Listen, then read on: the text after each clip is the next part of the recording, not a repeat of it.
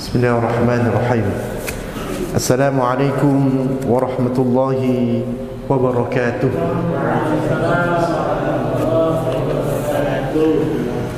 Alhamdulillahi hamdan katsiran tayyiban mubarakan fihi kama yuhibbu rabbuna wa yarda.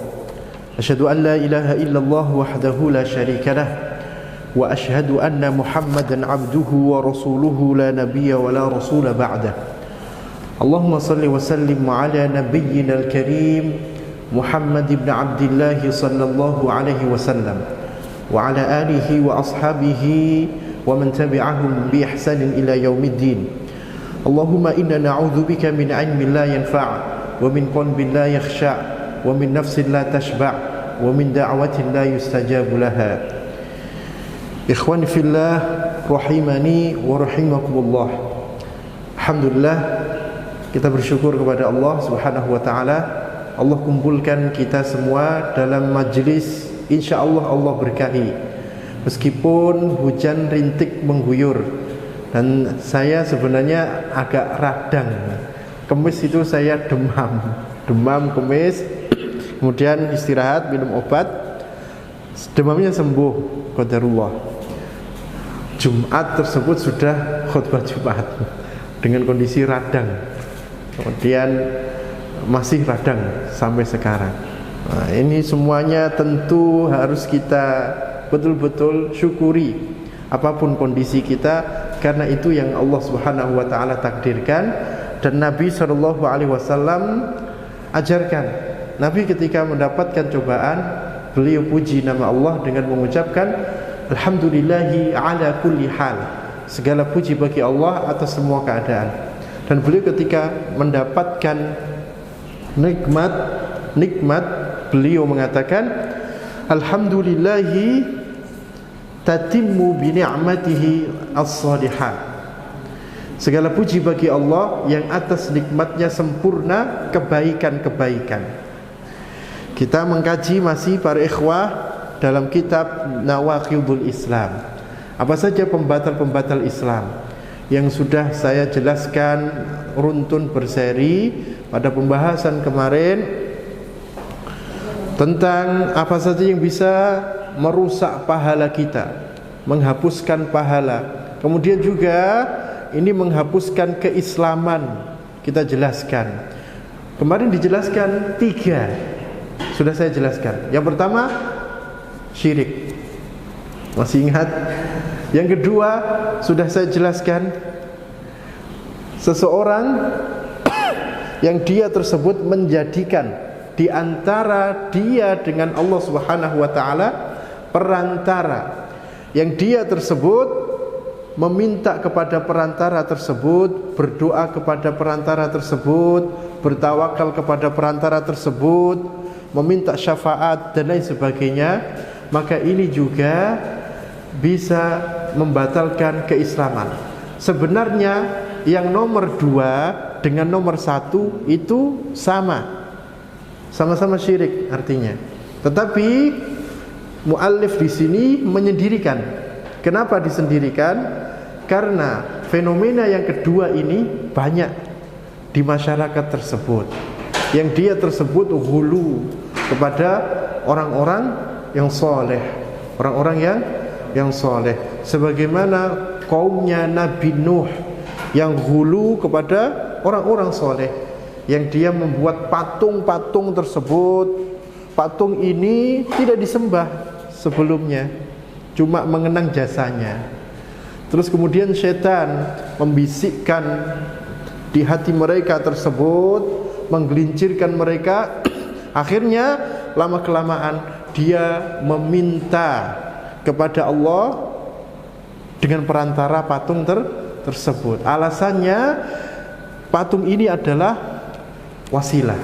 Patung ini adalah wasilah, dan dia minta kepada patung tersebut agar menyampaikan kepada Allah Subhanahu wa taala. Ini tidak benar. Ini semuanya tidak benar dan ini termasuk pembatal keislaman. Kalau minta langsung kepada Allah, tawakal, ibadah seluruhnya Allah tidak mau diduakan sedikit pun. Sudah saya jelaskan. Yang ketiga, seseorang yang dia tersebut ragu-ragu di dalam kekafiran orang-orang di luar Islam. Nggak boleh ragu. Di luar Islam disebut kafir. Dan kafir tersebut sebenarnya tidak se-ekstrim, fundamentalis begitu artinya. Sudah saya pernah jelaskan. Kafir itu maknanya kafaro yakfuru, cuma tertutup begitu saja, menutup. Kalau kafir yang tertutup, isim fa'il. Dari kafaro yakfuru kufron. Seperti petani, bahasa Arabnya kafir, jamaknya kufar. Karena petani tersebut menutup benih itu dengan tanah. Itu tidak ekstrim. Tapi orang yang gagal paham tersebut, wah ini serem. Padahal tidak. Jadi bahasa yang digunakan di sini, Allah hanya mengatakan tertutup dari hidayah. Dia tertutup dari kebenaran. Sementara orang di luar Islam tersebut lebih serem menamai orang-orang di luar mereka, golongan mereka. Seperti orang-orang Yahudi menamai ghoyim, binatang ternak di luar Yahudi. Orang-orang Nasrani menamai dengan domba-domba. Itu baru kasar, karena to the point. Tidak, sebenarnya kafir tersebut tidak kasar. Dan para ikhwah sekalian, kita tidak boleh membenarkan madhab mereka, ajaran mereka, dan lain sebagainya. Ada batasan-batasan seseorang itu bisa, dia itu bekerja sama, bertawun dengan orang kafir dan tidak. Yang boleh, yang dibolehkan, satu, bermuamalah dengan mereka, itu boleh. Berbuat baik dengan mereka, itu boleh. Masalah hutang menghutangi, bisnis, itu semuanya boleh dengan orang-orang kafir. Yang tidak boleh saling mewarisi, tidak boleh. La yarithul muslimul kafir walal kafiru muslim. Tidak boleh mewarisi seorang muslim dengan orang kafir, begitu juga orang kafir dengan orang muslim. Tidak boleh keduanya itu saling waris mewarisi. Kemudian yang kedua, yang tidak boleh mengucapkan salam, memulai. La tabda'ul yahudu bis salam. La tabda'ul yahuda bis salam. Ketika orang Yahudi tersebut lewat, jangan memulai dengan salam, kata Nabi. Ketika mereka salam, apa yang diucapkan? Ucapkan saja wa'alaikum. Cuma wa'alaikum gitu saja. Ya, ketika mengucapkan hari raya mereka, tidak boleh. Jadi boleh berbuat baik, semuanya boleh. Kasih makanan, kasih kado, silahkan. Kasih, senyum kepada mereka ketika ketemu. Tapi di dalam masalah akidah, Islam tegas di dalam hal ini. Yang keempat, tidak boleh menzolimi mereka. Enggak boleh. Menzolimi mereka tidak boleh. Mentang-mentang di luar agamanya, akhirnya dia zolimi, tidak boleh, haram. Yang kelima, tidak boleh menguburkan bersama-sama di kuburannya muslim. Aturannya seperti itu sebenarnya. Yang keenam, tidak boleh saling menikahi kalau perempuannya tersebut Islam, laki-lakinya Kristen. Perempuannya Islam, laki-lakinya Kristen. Apalagi selain ahlul kitab. Ahlul kitab itu siapa? Kristen dan Yahudi. Apalagi selain ahli kitab nggak boleh, total. Nah, sebenarnya kaedahnya itu tidak boleh menikahi orang-orang musyrik dan kafir. Wala tankihul musyrikati hatta yu'min. Tidak boleh menikahi tidak boleh menikahi wala tanhul musyrikati hatta yu'min. Menikahi wanita-wanita musyrik sampai dia beriman. Wala amatum mu'minatun khairum min musyrikati walau a'jabatkum.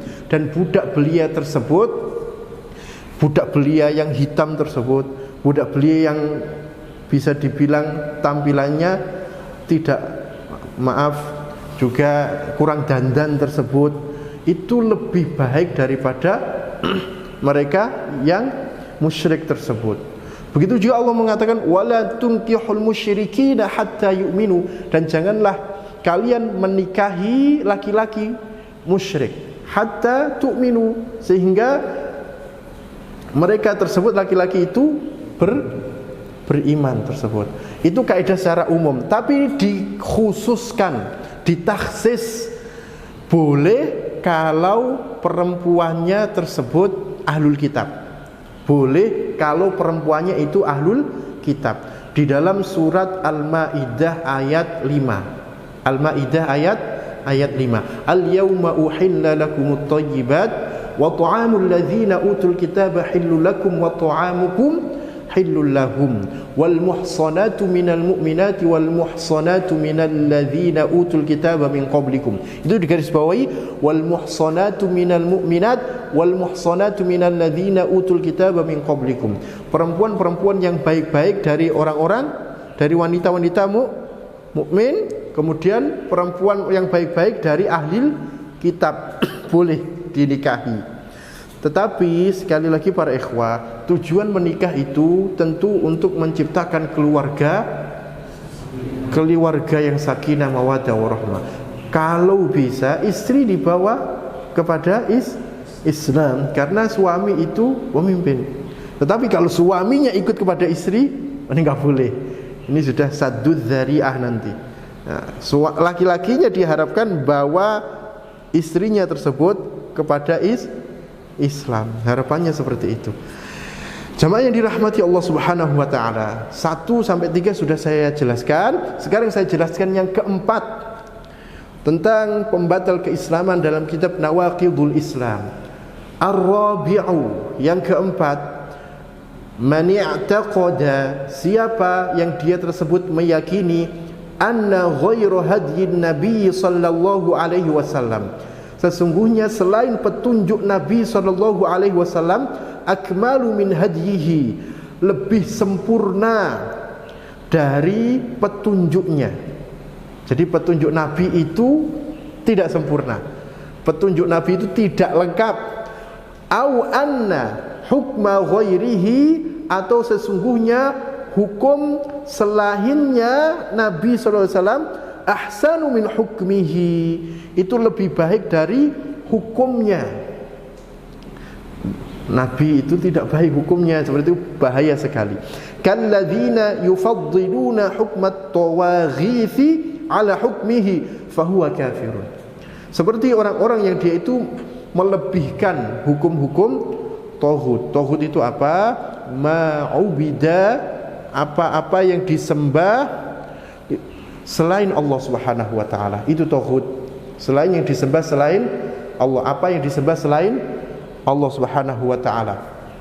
Jadi jamaah yang dirahmati Allah Subhanahu wa taala, seorang muslim tersebut hendaknya yang diinginkan itu adalah kalimat Allah dan Rasulnya, dan tidak ada hukum yang lebih baik dari hukum Allah dan Rasulnya. Nah, antum bisa cari apapun ajaran di dunia ini yang lebih lengkap dari Islam hukumnya, tidak ada. Sampai Islam itu menjelaskan istijmar. Istijmar itu istinja bil hijarah, bersuci dengan batu. Bersuci dengan batu berapa? Dijelaskan 3 kali minimal, 3 kali alal aqal minimal. Wa a'laha, dan paling banyak berapa? Apa yang membersihkan kotoran tersebut menurut antum sudah bersih, dan bilangannya harus ganjil. Kalau tidak 3 masih kurang bersih, berarti berapa? 5 masih kurang bersih, berarti 7 masih kurang bersih, 9. Jangan sampai 17 ya. Bawa batu banyak ya. Itu masalah yang kecil itu Islam betul-betul mengatur dengan detail. Masalah toharoh dijelaskan di dalam kitab-kitab fikih tersebut. Apalagi masalah ibadah sudah tuntas. Dalam masalah pemerintahan ada fikih siyasah, fikih strategi, Kemudian Imam Al-Mawardi mengarang Al-Ahkam As-Sultaniyah, hukum-hukum tentang pemerintahan tersebut. Jelas Islam tersebut aturannya itu sudah jelas. Jadi di sini yang perlu saya jelaskan, hadyun huda huda dengan hukmun. Hadyun dengan hukmun tersebut, para ikhwah, itu berbeda. Kalau huda atau hadyun tersebut petunjuk artinya, atau jalan. Itu maknanya adalah petunjuk jalan Nabi SAW. Bagaimana Nabi itu mencontohkan di dalam aspek keseharian beliau. Kalau Nabi mencontohkan berarti dari mana? Dari Allah. Dari Allah, itu pasti dari Allah. Hukum dari Nabi berarti hukum dari Allah. Kalau hukmun itu keputusan ketika terjadi perselisihan yang diputuskan oleh Nabi sallallahu alaihi wasallam. Yang paling baik petunjuk Nabi, jalan Nabi. Yang paling baik keputusan yang diputuskan oleh Rasulullah sallallahu alaihi wasallam. Maka barang siapa seseorang yang itu meyakini petunjuk Islam itu enggak sempurna, Islam itu tidak lengkap, ini perkataan bukan seorang muslim, yang tidak boleh.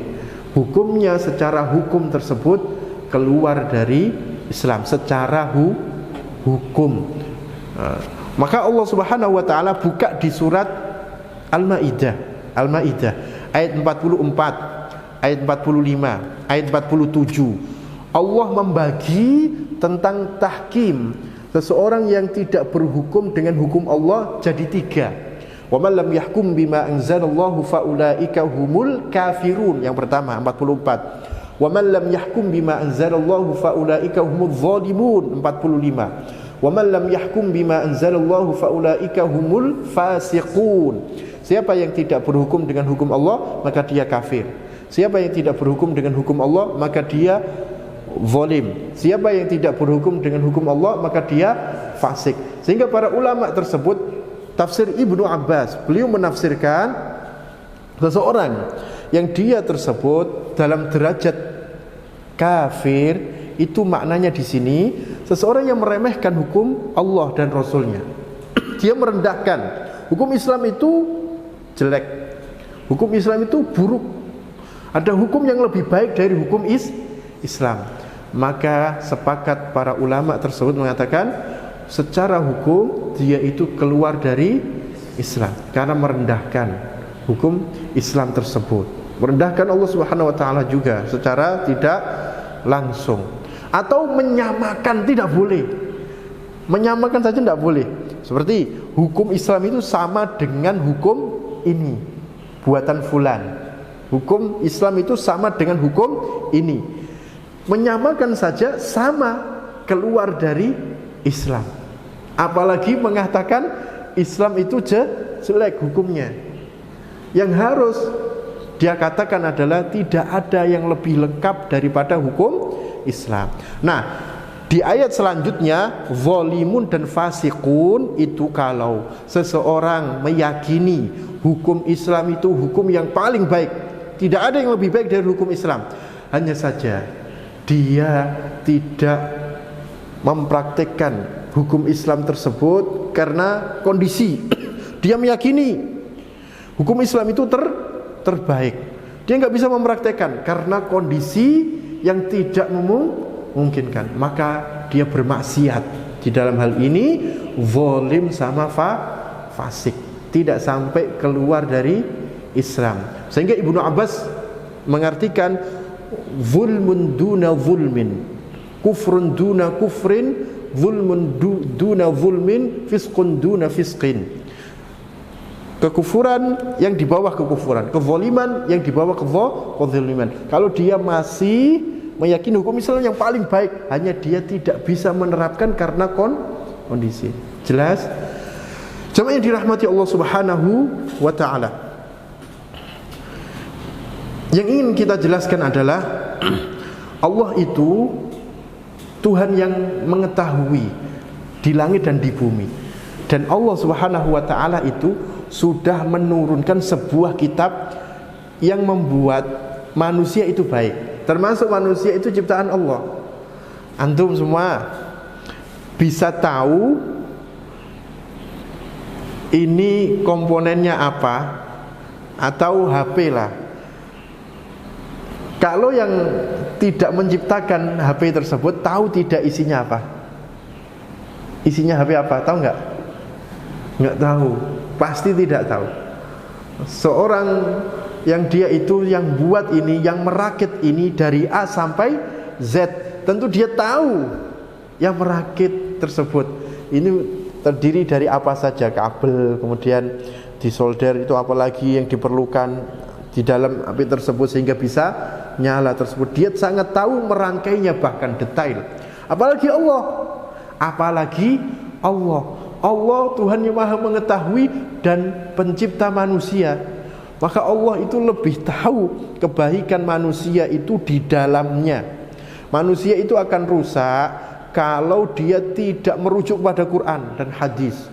Manusia itu akan rusak kalau dia merujuk kepada selain Islam. Seperti buku untuk mengatur mesin ketik itu dipakai untuk pesawat terbang. Kira-kira rusak tidak? Rusak. Dan Allah sudah turunkan sebuah kitab dan utus Rasul yang membuat manusia itu baik. Al-Quran dan As-Sunnah. Cari di dalam hukum Islam tersebut, semuanya luar biasa, ada hikmahnya di dalamnya. Saya sebutkan tentang hukum-hukum had sajalah. Tentang potong tangan. Potong tangan. Kenapa ada potong tangan?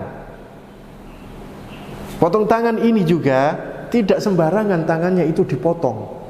Enggak semua pencurian itu dipotong tangan. Mencuri peci dipotong tangan tidak? Ya enggak. Mencuri peci tidak sampai dipotong tangan. Dia dikenakan apa istilahnya? Tahdzir begitu saja. Apa sanksinya nanti kebijakan hakim. Eman-eman tangannya kalau cuma yang dicuri peci tersebut. Ada ukuran minimal batasannya, yakni dalam riwayat tersebut 1/4 dinar, yakni nilainya jutaan lah udah. Dan syarat yang kedua, para ikhwah, harta itu merupakan harta yang dia betul-betul jaga dan amankan, sudah ditaruh di tempat aman. Tidak boleh dipotong tangan kalau ditaruh di sembarangan. Misalkan ditaruh di atas almari, tidak dikunci, tidak digembok uang tersebut. Ada uang tersebut 10 juta atau uang itu 15 juta bahkan lebih, taruh di situ kemudian diambil. Tidak boleh dipotong tangan orang yang ngambil tersebut, karena orang itu teledor. Apa kata Bang Nabi? Pencurian itu bukan karena niat pelakunya saja, tapi karena ada kesempatan. Maka waspadalah, seperti itu. Tidak boleh dipotong tangan. Yang ketiga, tidak boleh dipotong tangan kalau kondisinya darurat, dia nyolong. Misalkan paceklik, musim paceklik karena syubhat. Umar bin Khattab tidak menegakkan hukum had karena si pencuri ini kelaparan. Kemudian yang dicuri ini orang kaya yang pelit. Orang kaya yang pelit, tidak ditegakkan had. Kemudian yang keempat, bukan harta keluarga yang dia curi, harta orang lain harus. Kalau keluarganya sendiri tidak. Jadi ada syarat-syaratnya. Begitu juga dengan perzinahan yang dia tersebut. Kalau belum nikah, hukumannya apa? Dicambuk berapa kali? 100 kali. Sama diapakan? Diasingkan berapa tahun? 1 tahun. 1 tahun. Sebagaimana hadis Unais, dari Unais tersebut, riwayat Bukhari. Di 100 kali plus diasingkan 1 tahun. Kalau dia sudah pernah nikah, beda lagi, rajam. Itu keadilan Islam, dirajam. Kenapa sampai dirajam tersebut? Coba antum bayangkan, orang yang dia itu sudah nikah, rumah tangganya itu diganggu oleh orang lain, rusak itu rumah tangganya. anaknya berantakan, kemudian suami istri bercerai dan sebagainya, anaknya semuanya, kemudian masa depannya ini semuanya itu berantakan. Kalau dia hamil, bagaimana? Ini anaknya ini bagaimana ini? Nggak jelas semuanya. Jadi zina itu menyebabkan anak itu nggak jelas, nasabnya itu tidak jelas. Maka tegas Islam dalam hal ini. Itu pun rajam para ikhwah harus ada syaratnya. Berapa saksinya? 4 dalam surat An-Nur tersebut, awal surat An-Nur.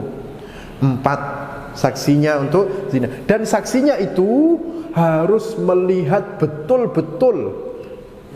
Tidak boleh dia bersaksi ketika itu ditutupi selimut lah barangkali, nggak diterima. Karena dia tidak melihat, nggak melihat. Kalau ditutupi selimut, siapa tahu itu masih pakai cawat dan sebagainya. Itu tidak dianggap, persaksiannya jadi ditolak. Jadi tidak sembarangan, karena itu menyangkutnya nyawa. Bahkan Syekhul Islam Ibnu Taimiyah mensyaratkan dia harus tahu waktunya. Waktunya itu kapan? Kau mungkin nggak boleh, harus kuat sekali, betul-betul kuat baru ditegakkan hukum rajam. Kenapa dirajam tidak dipancung? Itu ada hikmahnya juga. Karena kalau dipancung itu tidak merasakan sakit, sebagaimana ketika merasakan perbuatan maksiat tersebut seluruh anggota tubuhnya merasakan. Dia harus merasakan juga rajaman seluruhnya. Tidak boleh juga batunya besar, bleng, langsung mati nanti. Tidak boleh kerikil cilik-cilik, nggak mati-mati. Jadi harus dengan batunya tersebut des dilempari, merasakan seluruhnya sakit. Ada hikmahnya semuanya. Syariat Islam itu luar biasa. Mati orang yang bunuh orang dikisos, dibunuh, dimati juga, dibunuh dimatikan juga. Itu baru adil. Semuanya di dalam syariat hukum Islam tersebut ada di sini hikmah, dan paling sempurna itu aturannya Islam. Coba orang bunuh orang lain dihukum 10 tahun, adil tidak? Belum potong tahanan. Potong tahanan sampai 4 tahun. Berarti dia menjalani cuma 6 tahun. Nanti dipotong lagi bisa itu. Sehingga sedikit yang terjadi dia nggak kapok. Dan terus pembunuhan ditiru oleh yang lain. Jamaah yang dirahmati Allah Subhanahu wa taala. Apa yang datang dari Nabi itu datang dari Allah Subhanahu wa taala. May yuti'ir rasul faqad ata Allah. Siapa yang taat kepada Rasul maka dia telah taat kepada Allah. Surat An-Nisa ayat 81. Jadi kalau antum ditanya tentang hukum Islam, kemudian antum mengatakan Allahu wa rasuluhu a'lam. Allah dan Rasulnya itu lebih mengetahui. Betul jawabannya. Betul. Tetapi kalau ditanya tentang apakah besok turun hujan, kemudian jawaban antum Allahu wa rasuluhu a'lam, salah. Karena yang mengetahui hal gaib siapa? Hanya Allah. Jawabannya harus Allahu a'lam. Karena kalau hukum itu dari Rasul berarti dari Allah. Tapi kalau hal gaib itu hanya Allah yang tahu. Ikhwani fillah rahimani wa rahimakumullah. Al-khamisu, yang kelima di antara pembatal penghapus keislaman seseorang, dan kita harus betul-betul hindari, karena nikmat Islam ini nikmat yang luar biasa, harus dijaga sampai mati. Man abghadha, barang siapa yang dia tersebut membenci syai'an, sesuatu, mimma jaa bihi rasul, dari apa-apa yang dibawa oleh Rasul, walau amila bihi, mu'alif menekankan ini, sekalipun dia mengamalkannya. Antum ada orang yang dia itu sholat, tapi habis itu mencaci sholat. Hati-hati, sholat terus gitu. Aku bosen sholat gitu. Tapi dia sholat, walau amila bihi, sekalipun dia mengamalkannya. Tidak boleh seorang muslim seperti itu. Karena konsekuensi dari kalimat syahadat tersebut, antum konsekuensinya harus ikhlas, tunduk, patuh, inqiyad diantaranya. tunduk patuh kepada Allah dan Rasulnya tersebut. Rasul sholat loh, itu nggak sholat. Semua banyak orang nggak sholat tersebut. Ada orang yang dia tersebut, saya nggak mau sholat. Sholat itu apa? Ganggu bisnis. Oh, sedikit toko saya tutup. Ada yang seperti itu.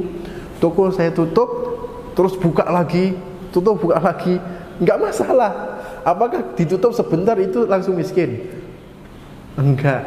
Sebenarnya tujuan hidup itu untuk sholat, untuk ibadah.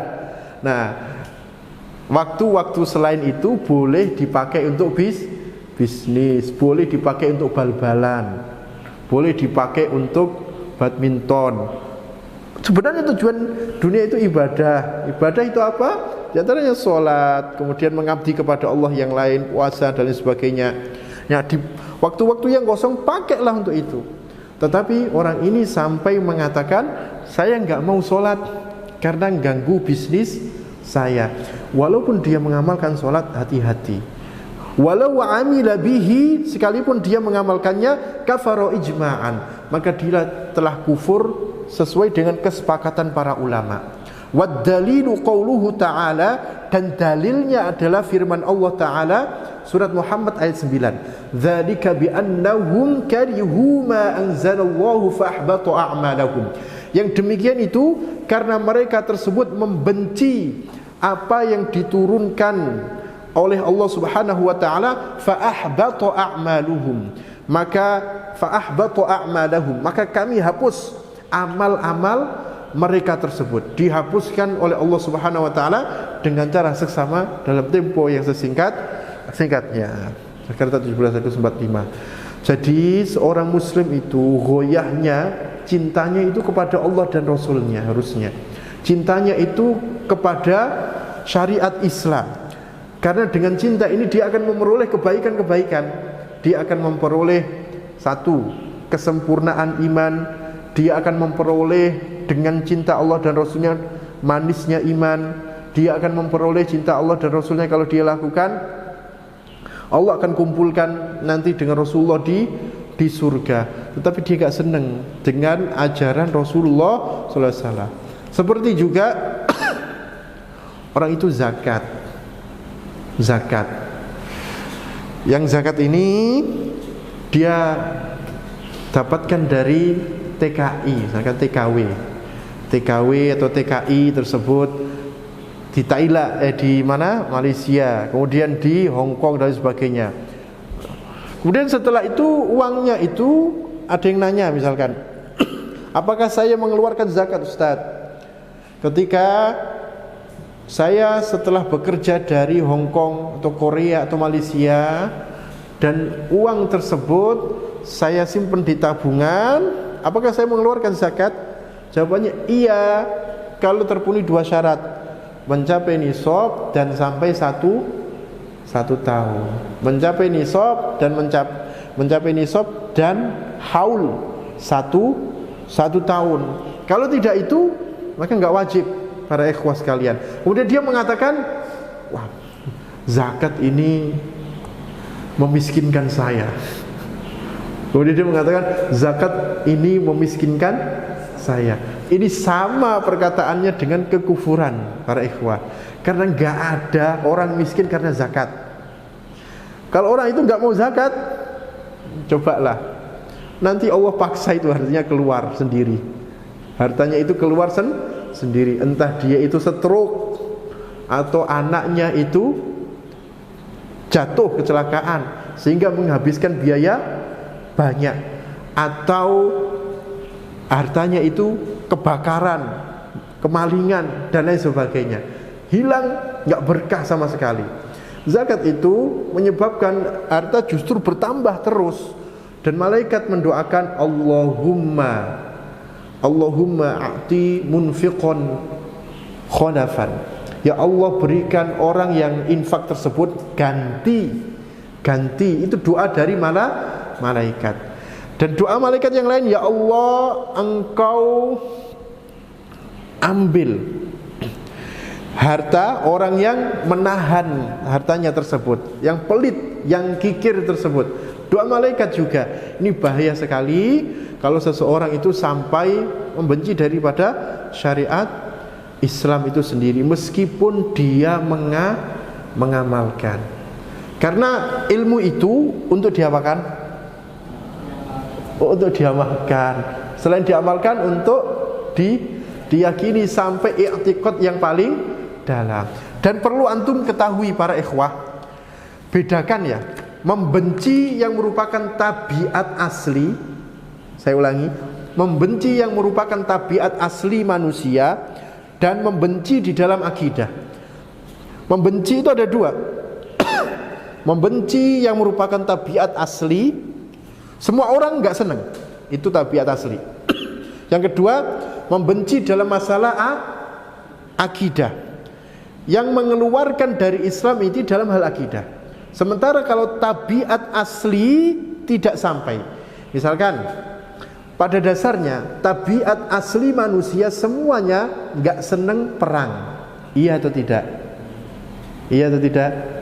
Maka Allah Subhanahu wa taala mengatakan di dalam surat Al-Baqarah 216, posisi sebelah kiri baris paling atas, kutiba alaikumul qitalu wa huwa kurhul lakum, diwajibkan bagi kalian berperang, wa huwa kurhul lakum, meskipun berperang tersebut kalian benci. Wa asa an takrahu syai'an wa huwa khairul lakum, boleh jadi yang kalian benci itu baik bagi kalian. Wa asa an tuhibbu syai'an wa huwa syarrul lakum, boleh jadi yang kalian sukai itu tidak baik bagi kalian. Nah, karena kita patuh terhadap perintah Allah, maka kita ikut berperang. Tetapi sebenarnya tabiat manusia tersebut tidak senang perang. Kita lawan tabiat ini, tunduk patuh kepada Allah, ikut berjihad. Contoh lagi, wudu ketika dingin. Wudu ketika dingin, itu berat sekali, iya atau tidak? Apalagi mandi junub. Apalagi mandi junub berat. Nah, secara tabiat tersebut manusia mengatakan dingin ya Allah, dingin gitu. Asalkan dia tidak mengatakan saya benci wudu, tidak mengatakan seperti itu. Tapi dia cuma katakan dingin, berat untuk wudu karena dingin. Karena itu perintah Rasulullah, karena itu perintah Allah juga, tentunya dia lakukan, dia hindarkan rasa malasnya tersebut, dia ambil air wudu tersebut. Maka Nabi mengatakan sempurnakanlah wudu terhadap asbighul wudu bil makarih. Sempurnakanlah wudu dengan perkara yang kalian benci. Maksudnya pas musim dingin itu loh. Nah, itu kalau di Arab dingin sekali. Rasulullah memerintahkan menyempurnakan wudu, kita lakukan. Jadi ada benci, yang benci itu tabiat. Ini tidak sampai, tidak dimaksudkan keluar dari Islam. Yang keluar dari Islam yang kedua. Yang kedua ini, benci di dalam akidah. Seperti apa? Benci di dalam tauhid, benci kepada ajaran Rasul, benci syariat Islam, zakat, sholat, kayak gitu. Ini yang bisa hukumnya mengeluarkan dari Islam. Jelas sampai di sini?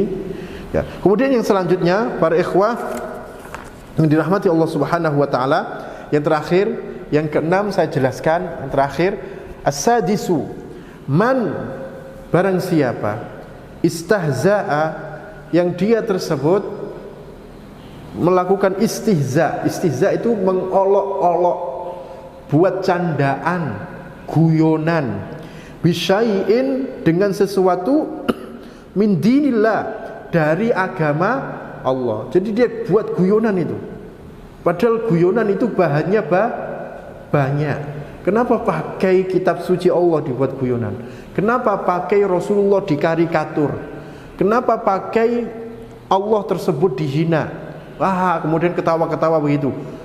Man, barang siapa istahza'a, yang dia tersebut mengolok-olok, buat candaan, bisyai'in, terhadap sesuatu, min dinillah, dari agama Allah, au thawabihi atau pahalanya, au iqabihi atau hukumannya, tidak boleh diolok-olok sama sekali, kafara, maka dia tersebut kufur.